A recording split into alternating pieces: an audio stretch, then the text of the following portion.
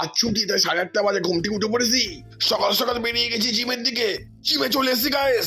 আজকে chest day, তাই ঘপা ঘপ chest মেরে নিলাম। সকালবেলা জিম করে সেই এনার্জি পাওয়া যায় সেটা আজকে বুঝতে পারলাম।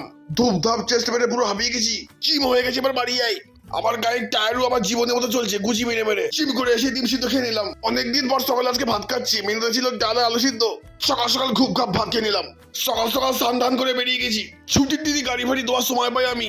ও সেই চকচক করছে। আর একটা গাড়িও ধুয়ে নিলাম। জঙ্গলে ইস্যু করতে গিয়ে পুতুলকে দেখে ভয় পেয়ে গিয়েছি। বাড়িতে এসে দেখি মা কি সব বানিয়ে দিচ্ছে মুখে মাখার জন্য। এটা মাখলে দেখি ভরসা হয়ে যাবে, তাই ভালো করে মেখে নিলাম। দুপুরে মেনুতে ছিল আনলিমিটেড ভাত, মুলোর শাক, পেঁয়াজকুলি ভাজা, ডাল, বেগুন আর কাতলা মাছ। লেজের পিসটা তুলে নিয়েছি কারণ এটাই বড় পিস ছিল। বিকালে খেলাম বাড়িতে বানানো মালবুয়া। খেতে খেতে দাঁত বাচ্চা গেল আমার।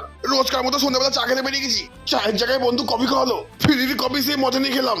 ঠান্ডার মধ্যে বন্ধুরা খেলছে, এটাই দেখতে আসলাম।